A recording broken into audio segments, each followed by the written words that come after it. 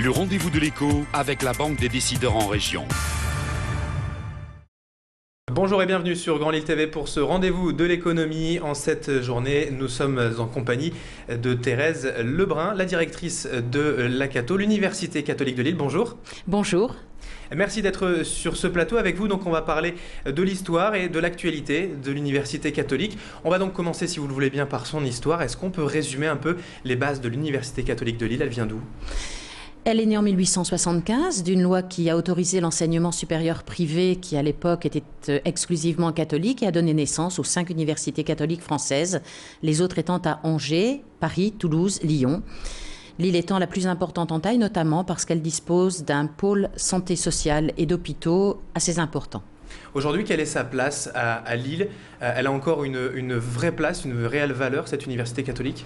Alors peut-être qu'on pourrait déjà dire qu'elle est née à la fois de la volonté de l'Église et de chefs d'entreprise et que communément on peut dire que ceci est resté dans nos gènes. Donc nous avons avec les entreprises, avec les institutions, avec les collectivités territoriales, une forte proximité, un grand ancrage régional tout en étant une université très internationale. Nous formons les cadres de demain et nous souhaitons pouvoir les former en réponse aux besoins de la société, mais également aux besoins de recherche de sens, de structuration de l'homme, et pas simplement sur des fondements qui soient techniques ou disciplinaires. C'est une université performante sur le plan national? C'est une université performante. D'abord, nos financements sont relativement limités de la part de l'État français, même si des efforts sont consentis au cours des années. Et nous devons de répondre donc aux familles et aux jeunes qui nous rejoignent pour se former, avoir un métier, se positionner dans la vie professionnelle. Combien d'étudiants aujourd'hui sont inscrits chaque année à l'Université catholique? Aujourd'hui, c'est 23 000 étudiants qui nous ont rejoints en cette année, par exemple, universitaire 2010-2011. Et alors comparé par exemple à Lille 1, Lille 2, Lille 3, vous vous situez où? Alors, je n'ai pas complètement les chiffres en tête de chacune, mais disons qu'il y a 100 000 étudiants sur la métropole lilloise avec Lille 1, Lille 2, Lille 3 et l'ACATO. Donc je pense qu'on peut dire que nous sommes une grosse université avec une particularité, c'est de réunir des facultés, au sens français du terme, on pourrait parler aussi d'UFR dans l'université publique, et des grandes écoles, toujours au sens français du terme, des instituts et des écoles de taille plus modeste, mais qui forment dans tous les secteurs d'activité que nous pouvons connaître, depuis la santé en passant par le social, le monde de l'ingénieur, du management, de l'histoire, de la philosophie ou de la théologie. D'accord, aujourd'hui, donc on le sait, l'Université catholique est une université payante. Il y a des frais d'inscription.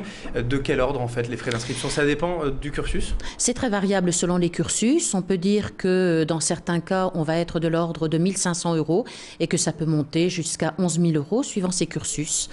17% environ de nos étudiants en moyenne sont boursiers, mais là aussi, dans certains établissements, on est plutôt vers 5-6%, dans d'autres établissements, vers 30%.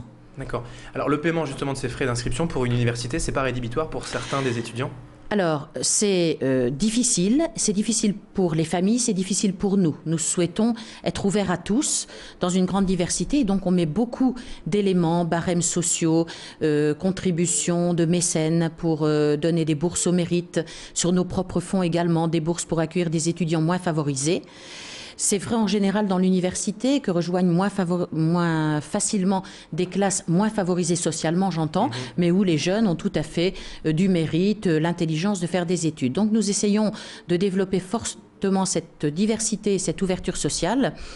Mais évidemment, notre modèle économique est particulier puisque nous ne sommes pas du tout aidés comme peuvent l'être les universités publiques.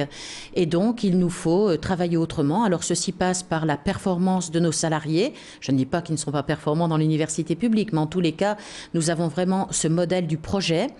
Également, ces scolarités et la CLV pour lesquelles nous développons beaucoup de possibilités. Par exemple, nous imaginons, avec des banques, trouver le moyen de créer non seulement des prêts sans caution parentale ou à taux zéro, mais également que pourraient rembourser les étudiants à la sortie de leurs études et dans une proportion qui ne soit pas excessive par rapport à ces jeunes qui entrent en activité. Tout cela, c'est pour dénigrer un peu, ou en tout cas pour réfuter l'université payante égale université de riches? Tout à fait. Que nous formions une élite au sens du caractère de bonne qualité des personnes que nous formons et que nous allons confier ensuite, j'aime bien ce mot-là, à des institutions, à des hôpitaux, à des entreprises, à des ministères, à des collectivités territoriales est important pour nous, mais nous ne souhaitons pas évacuer une partie de jeunes qui ne pourraient pas nous rejoindre. Je pense d'ailleurs que pour une partie d'entre eux, ils pensent qu'ils ne peuvent pas nous rejoindre et ça n'est pas toujours une contrainte financière, ça peut être une sorte de contrainte sociale qui ne leur font pas imaginer qu'ils peuvent rejoindre cette université. Je viens moi-même d'un milieu modeste et il a fallu pour moi et ma famille pouvoir découvrir que je pouvais franchir ces portes. Alors aujourd'hui, l'université, donc vous l'avez dit, a des frais de fonctionnement importants. Le budget justement de l'université La Cato, est-ce qu'on peut en parler un peu? Il se chiffre à combien? Alors, il faut distinguer suivant que l'on compte l'ensemble hospitalier et médico-social qui est très important. Donc disons qu'avec cet ensemble doit représenter environ, avec toutes les institutions que nous gérons, 300 millions d'euros et on peut dire qu'il y en a 300 autres, 300 millions d'euros qui sont les budgets de nos facultés, écoles, grandes écoles, instituts.